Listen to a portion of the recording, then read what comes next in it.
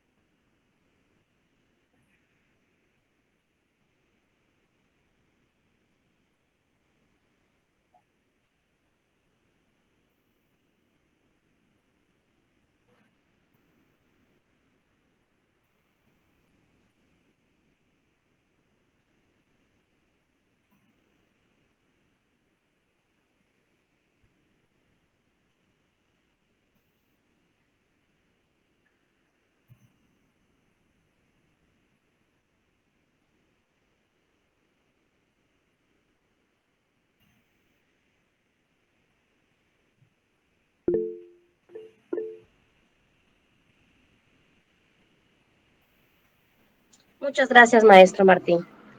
Y con respecto a lo que mencionan, sería muy bueno que nos pudieran explicar un poquito cómo entonces mejorar el proceso de enseñanza-aprendizaje desde la neurociencia.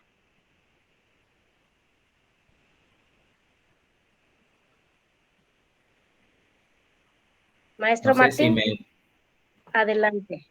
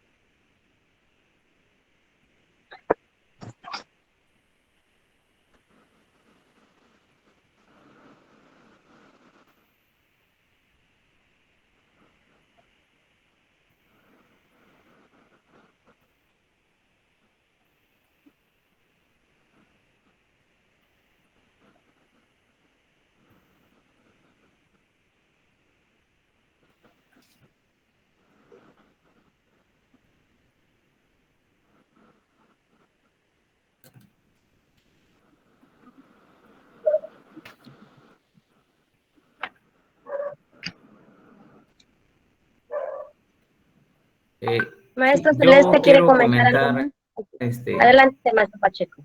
también, maestro. Ok. Fíjese que sí, sí es cierto todo lo que comenta muy acertado el maestro Martín. Sí, el maestro participa, perdón. Ya la neurociencia ya aplicada en un salón de clases, viene a recibir el nombre de neuroeducación, según lo que están dando. Y bueno, cuando ya se aplica la neurociencia, en este caso, y se convierte en una neuroeducación, pues esto, si ya sabemos o nos dicen cómo funciona el cerebro y cómo intervienen en los procesos neurobiológicos en el aprendizaje, para favorecer que este aprendizaje sea más eficaz y óptimo, lo que se busca en todo momento es que el maestro sea capaz de detonar la emoción y la curiosidad. Dice que son dos factores importantes, aunado a lo que comentó el compañero Martín. Dice que ante todo, si el maestro es capaz de lograr la explosión de la emoción y la curiosidad, por lo consiguiente, dice que el alumno va a ser capaz de poner atención. Si ya logró la emoción y ya logró la curiosidad, de inmediato va a hacer que el alumno ponga atención. Y si un alumno pone atención, es un alumno que va a aprender y que si va a aprender, entonces va a memorizar. También mencionaba en el buen sentido esta palabra, lo que es la educación. Por lo tanto, la neuroeducación va a buscar educar siempre a través de las emociones. Y el maestro debe ser capaz de excitar, de provocar el estímulo de las áreas del cerebro de los educandos, como son los circuitos neurales que codifican por lo que es para conocer la curiosidad. Es mi comentario. Sí, a mí Excelente, me maestro. gustaría nada más comentar algo al respecto de lo que dicen mis compañeros. Y sí me cabe una duda al respecto de la educación que se está impartiendo en el siglo XXI con los contenidos y los programas de estudio, políticas educativas que fueron creadas en el siglo XX, con autores incluso del siglo XX, estudios del siglo XX, y que hoy por hoy pues están siendo obsoletas, puesto que la cuestión de la pandemia nos dejó entrever que la cuestión de la tecnología no es nueva, tenía muchos años ahí. Sin embargo, como bien comentaba el maestro Martín, los maestros no estamos preparados en estos términos, a pesar de que tienen muchos años de estar ahí, de permanecer en el estudio por muchas personas. Estamos en desconocimiento y estamos en desventaja, lo que ha hecho que nuestros alumnos no tengan aprendizajes significativos. Como bien mencionaba el maestro Enrique Pacheco, necesitamos crear esas emociones y esas curiosidades en nuestras aulas para mejorar ese aprendizaje significativo que tanto anhelamos. Correcto, maestros. Entonces, en ese sentido, ¿están de acuerdo que deben cambiar el contenido y los métodos de aprendizaje del siglo XXI?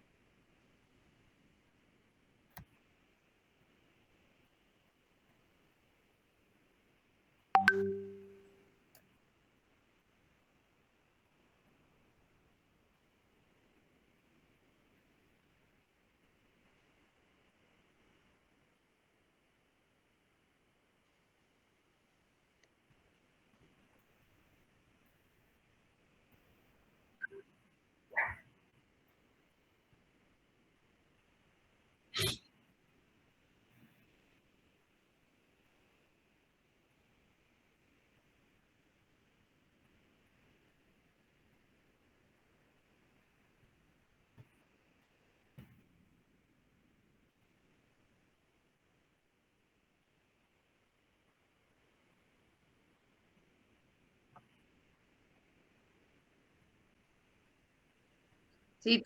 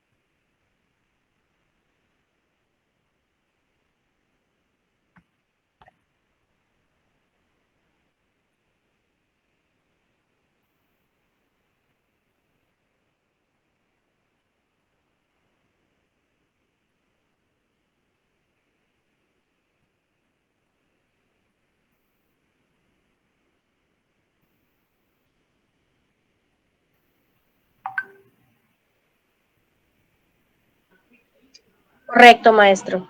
¿Alguna otra respuesta, maestros? Maestra Celeste, adelante. y maestra, sí, sí, sí, mire, a mí me entra mucha curiosidad al respecto, si creemos nosotros que se debe modificar los contenidos, los programas, tenemos que considerar que aprobar no es lo mismo que aprender, ¿sí? Y nuestras evaluaciones estandarizadas nos han obligado por muchos años a creer que si los alumnos memorizan, pues logramos un aprendizaje en los alumnos. Tenemos que comprender que los estudiantes difieren en muchos aspectos para el aprendizaje, sus conocimientos previos, la capacidad que tiene cada uno, las concepciones que tienen acerca de cómo aprenden, las estrategias y los estilos de aprendizaje, los intereses que cada uno tiene para aprender, la motivación y la confianza que tiene uno, que tiene cada uno, y sobre todo las emociones que manejan en el momento que estamos trabajando una enseñanza y un aprendizaje con ellos. También debemos considerar que en el futuro se debe modernizar la enseñanza, ya que todos los estudios que se han realizado indican que el objetivo de un aprendizaje debe ser desarrollar competencias en nuestros alumnos y no desarrollar conocimientos, porque hemos visto a lo largo del tiempo que los alumnos los saturamos de conocimientos porque así nos los indican los programas de estudio, pero no son competentes cuando entran al campo laboral. Entonces considero que si debe haber un cambio en los contenidos es desde la preparación de los docentes antes de llegar al cambio total en los programas de estudio de los niños, los libros de texto, porque a final de cuentas muchos de ellos tocan contextos reales de cada uno de los alumnos. Es mi comentario. Maestro Enrique, ¿quiere comentar algo más? Sí, fíjense que muy acertados mis compañeros en lo.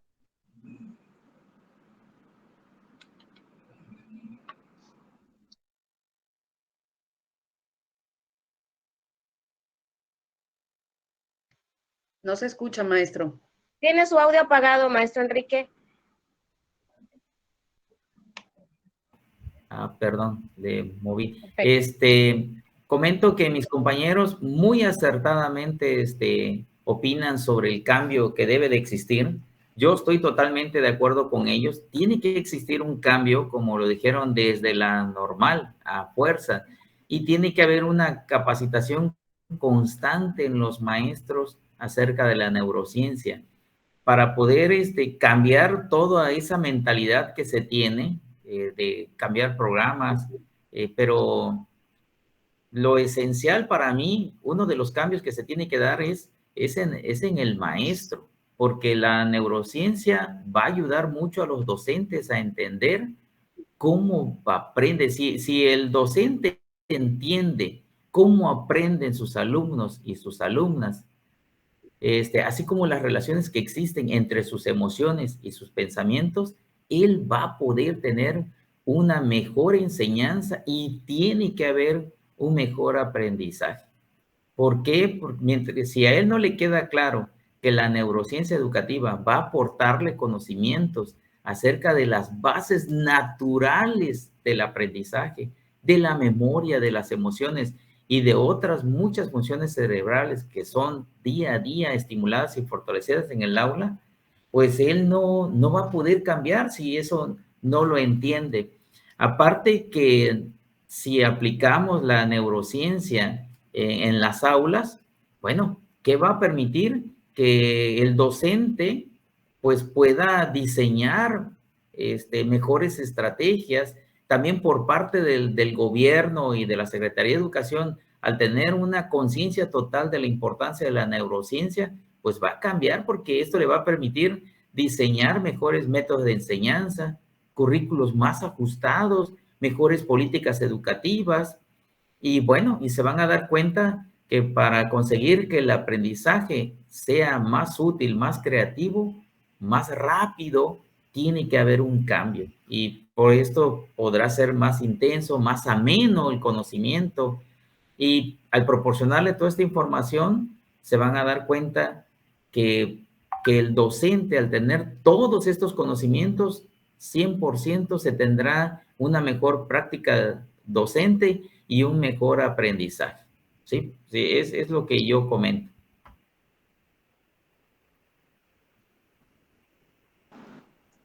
Correcto, maestro. Es muy interesante todo lo que comentan, que la neurociencia de verdad tiene mucho más allá de lo que realmente pensamos. Y bueno, para concluir, pues me gustaría que pudieran comentarnos algo breve, que pudieran ustedes decirnos algo sobre la neurociencia y la importancia para la educación. Bueno, en lo personal, la verdad que estoy muy motivada a compartir con mis compañeros docentes en el área donde me encuentro todos estos conceptos que a final de cuentas son tan importantes para llevarlos a cabo en el aula, para mejorar ese tan anhelado rendimiento escolar que por años hemos querido elevar.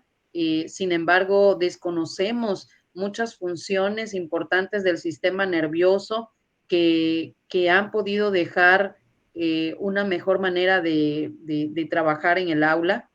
La verdad que es importante conocer también, como manejaba hace un momento el maestro Martín, la salud de nuestro cerebro, no sé, evitando exponernos a la contaminación, no dormir lo suficiente, comer en exceso, en el caso de los niños comer mucha azúcar, porque eso también acelera de alguna manera algunos neurotransmisores que no permiten un buen rendimiento en el aula, ¿no? Entonces, en lo personal me parece muy interesante conocer todos los conceptos importantes de la neurociencia y cómo aplicarlos en la educación. Gracias, maestra Celeste. Maestro Martín, te escuchamos.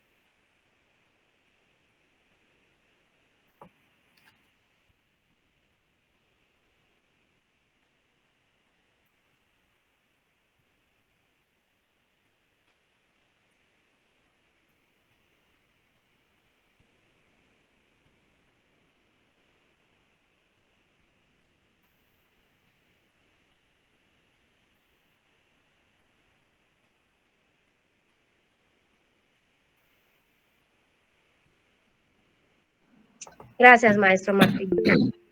Maestro Enrique. Sí, con gusto. Pues compañera, compañero Martín, compañera Celeste, pues yo les felicito muy bien sus comentarios, muy acertados, sus conclusiones y bueno, pues yo aporto de manera humilde también mis conclusiones y pues mi conclusión es en sí, entonces la neurociencia, ¿cómo puede mejorar el proceso de enseñanza-aprendizaje? Bueno, de acuerdo a muchos expertos, manejan muchos puntos. Yo le menciono 5 principalmente y con esto pues también concluyo. Pues que el docente, número 1, el docente debe de provocar emociones en el alumno y despertar su atención. Si lo logra, tendrá un gran avance. ¿Qué más nos pide? Fíjense, como punto número 2, dice que el maestro, el docente, para tener una buena aplicación de la neurociencia, debe valerse de las artes para favorecer los procesos cognitivos. Número 3, dice que debe de convertir el aula en una pequeña comunidad de aprendizaje. Como punto 4, dice que debe de llevar a cabo experiencias multisensoriales y en contacto con la naturaleza, que el maestro no se quede nada más encerrado, sino que lleve a los alumnos a tenerse contacto con la naturaleza. Número 5, que es que en todo momento debe propiciar que los estudiantes utilicen su movimiento para aprender, que no los tengan estáticos. Y bueno, pues entonces la neurociencia debe de estar presente, igual que la neurociencia educativa, en todo momento en nosotros como docentes, ya que nos va a ayudar a entender cómo aprenden nuestros alumnos y alumnas, cómo las relaciones que existen entre sus emociones y pensamientos van a permitir una enseñanza y un aprendizaje de forma más eficaz. Por eso es que ahora en este siglo XXI debe de estar presente en todo momento la neurociencia. Eso. Excelente. Es mi comentario. ¿Quiere finalizar con algo, maestro Martín?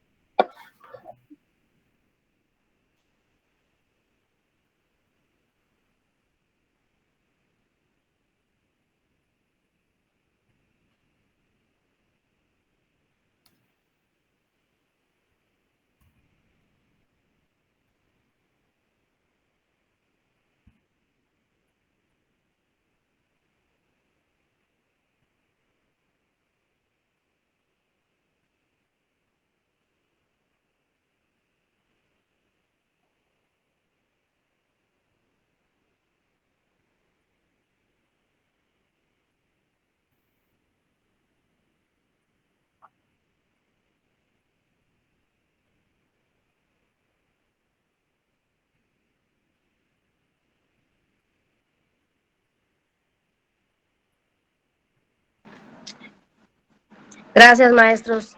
Fue un placer tenerlos en este conversatorio. Qué experiencias y qué grandes conocimientos nos llevamos de todos ustedes. Podemos concluir que es importante la neurociencia, es importante adentrarnos en la mente de nuestros estudiantes, conocer sus emociones, a partir de ahí poder aplicar todos estos conocimientos. Agradecemos mucho a todos por su participación y esperamos que esto nos haya servido a todos para aplicarlos en el aula de nuestro día a día. Gracias. Nos estamos viendo en la próxima. Buenas noches.